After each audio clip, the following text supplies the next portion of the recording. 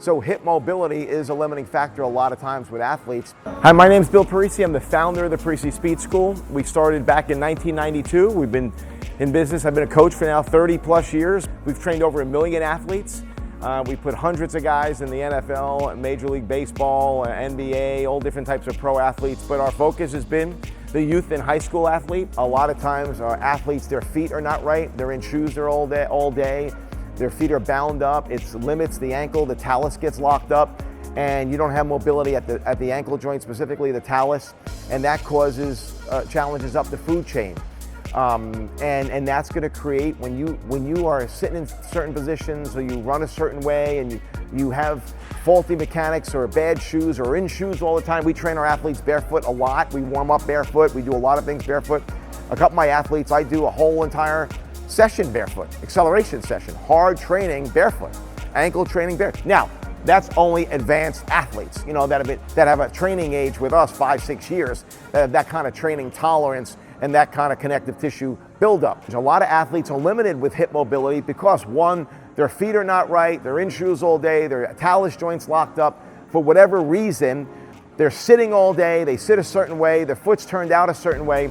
So these fibroblast cells now are casting webs of collagen either at the ankle joint, at the hip joint, and we're kind of slowly locking that joint into a position that causes the foot to slightly external rotate. That you don't even really notice unless you slow it down on high-speed camera. And you notice you got a little slight turn, and that's because something's locked down, whether it be the ankle or the hip or something with the back. Something's locked down from the collagenous tissue being woven because we're sitting a certain way. We know, hey, if we sit in a car all day, we're gonna be stiff. Well, if we sit with our foot externally rotated all day, the body says, okay, I guess we need to stay here to be safe.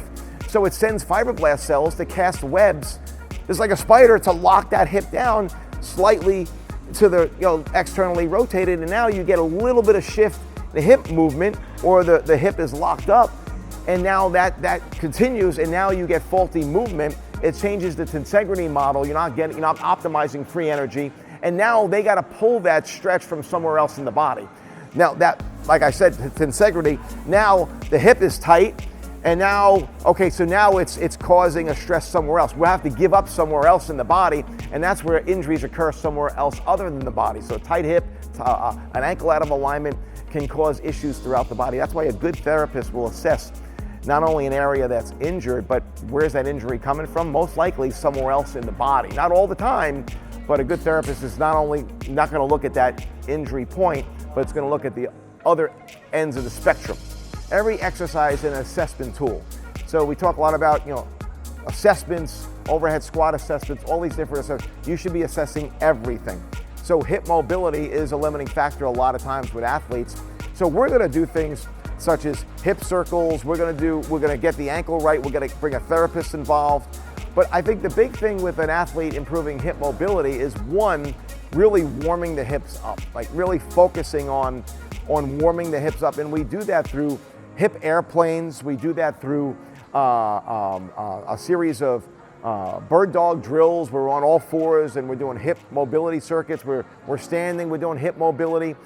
But we also want to bring blood flow to that hip, and we'll do that through, abduction activity, resisted with mini bands. So we want to get that hip fired up, and balance activities. So when we do these things and then go through ranges of motion and stretching hip flexors, because that's a limiting factor too. A lot of athletes have tight hip flexors. We're going to get those muscles warm.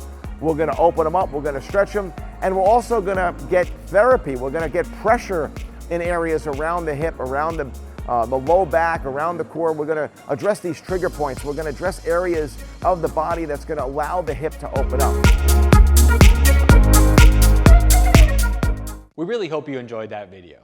If you'd like to see some more from VertiMax, subscribe to this YouTube channel as we're constantly adding new videos. Here are a couple that you might like. Don't forget to download the VertiMax app on your phone or your desktop. There you can find some complete training programs and additional training videos. Good luck with your training.